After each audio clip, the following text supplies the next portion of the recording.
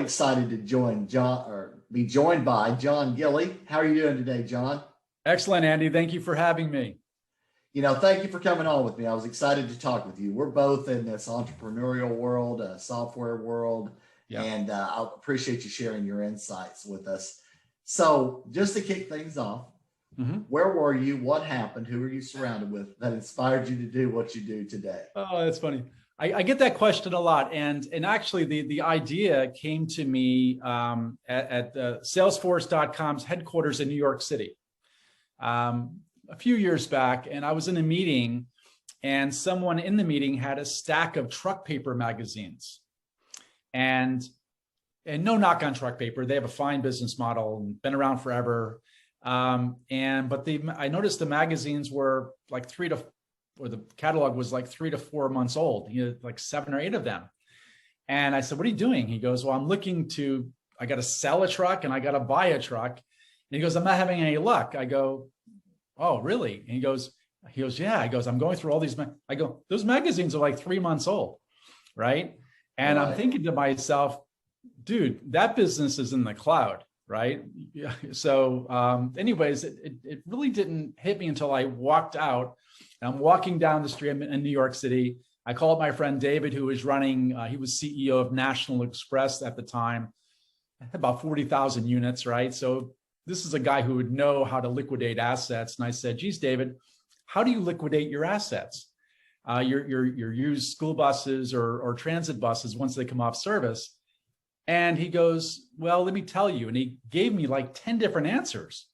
Then I said, what do you think about, would you do it online? He goes, do they have services like that? I go, no, I don't know. Let's research it. And from that moment, we started to research the problem. He became my first investor. He's on my board of directors, one of my best friends, David Duke. And that's how it came. Oh, that's very interesting how that came about, but totally makes sense. Yeah. Everything's moving digitally into the cloud. I mean, I've seen it. You've seen it. Well, it's interesting. So everything is moving to the cloud. And this was pre-COVID, by the way. I think people are saying, COVID and the shutdown forced people to work remotely or work from home. It was already happening. I think it accelerated things by 10 years. But in digital mode, everything compared to in-person has become expensive, really has, when you're running a business, both time and money, right? It always comes down to those two factors, time and money. In digital mode, it's much cheaper and you save significant time shopping online, buying online, and you do end up saving money as well. Yeah, absolutely. I've seen it in my work career it certainly has worked out that way. So for some advice for our listeners and our viewers, I wanted to ask you, what are some of the top mistakes you've seen in this whole world of entrepreneurship, software development, launching businesses? You've been involved in quite a few. What are some of the top mistakes to avoid?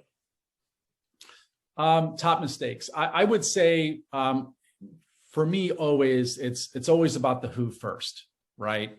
The people, not only yourself, but the people that you surround yourself with. And I see people, founders, or not just with entrepreneurs, but also in corporate America, because I spent most of my career in corporate America. And a business leader is only as good, whether you're in corporate America or you're an entrepreneur, where your seat or my seat. We're only as good as the top 5 people we surround ourselves with, the top 5 people we spend the most time with. And I think that where I see businesses or leaders, either corporate America or entrepreneurs, get really messed up is when they're surrounded by the wrong top 5, or it's suboptimal.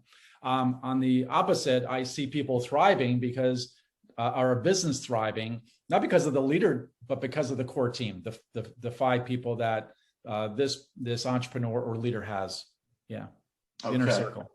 I would say the other thing is, especially me being a late career tech entrepreneur, is one thing I've had to learn was right around product, right? You can't fall in love with your product. It's easy for me to say, oh my gosh, TruckTractorTrailer.com, we have the best product. I really think we do. It's all custom coded. We built it ourselves, took our time building it. Our technical debt is really low. That's another thing I think a lot of tech entrepreneurs or techies that are building software, because essentially TTT, we're a software company that just so happens to have built an online marketplace for used trucks, tractors, and trailers. But I think too often techies or entrepreneurs, tech entrepreneurs, fall in love with their product, and the product is nothing.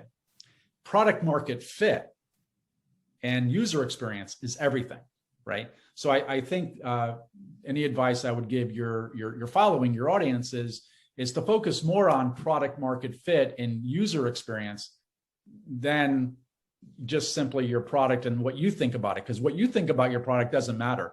It's about the users of your service. That's what really matters.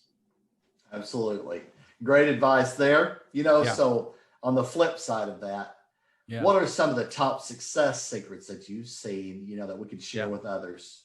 Yeah. Well, I'm gonna. This is gonna be kind of a boring response. I'm gonna go back to the problem, right?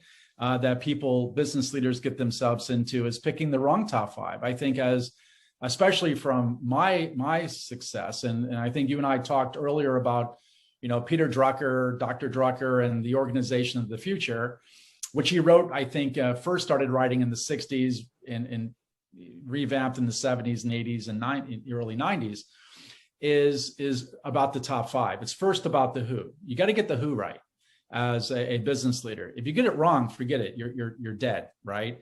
It will just drag you down, suboptimal, because you're only as good as the top 5 people you surround yourself with.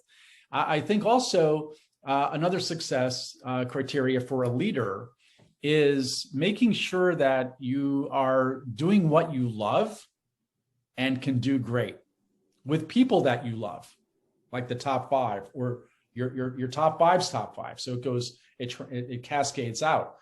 But I think first as a leader or any business person, I think the career satisfaction and job satisfaction comes from doing what you love and focusing on what you do great.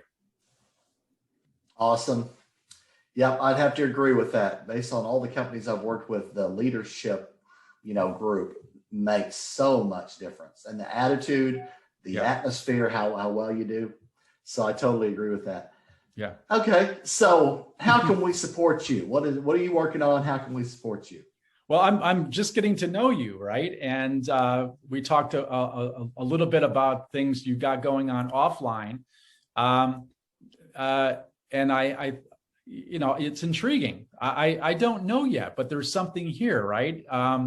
You're in business to help companies like ours grow. Certainly, we need to grow. I want to talk with you more about that, and not just our company, but our customers. How can we use you, Andy, and Trucking Tower as a resource to help our customer base grow, and perhaps we could synergize that way, and grow together. Absolutely. I look forward to keeping in touch and seeing where we go here. There's a lot of synergies between us. There's no doubt about it. No doubt. Thanks, Andy. Yeah. So what would you say overall about your guest experience in booking and coming on the show? Easy to come on board. Thank you. You set me up for success. I appreciate it. You're easy to talk with. I think we have common ground, not just with trucking, but also, I'm hoping to, jump on one of your venture capital and your private equity, independent, investing segments. I think I can talk for hours on that, but I love it so far. Thank you. Absolutely. And what would you say as a final word of advice for people out there navigating this whole world of entrepreneurship, corporate, whether they're in corporate world, whether they're private, whether they're launching something? What is some, a final word of advice? You put me on the spot there. I would say, learn how to sell. Learn how to sell and build something, right? And build a team, build your network. I think if you can, in today's environment, what separates winners from losers and B players from A players, you got to be able to sell, and you got to be able to have a huge network of resources to tap into, whether it's on LinkedIn or whatever your mode of building out your customer relationship management tool, but your network. So you got to learn how to sell and build a network. If you can do both, you're unstoppable. Absolutely. Well, John, you've given us a lot of great nuggets. Really appreciate being able to talk with you. I had a lot of fun talking with you offline as well. So we're certainly going to keep in touch.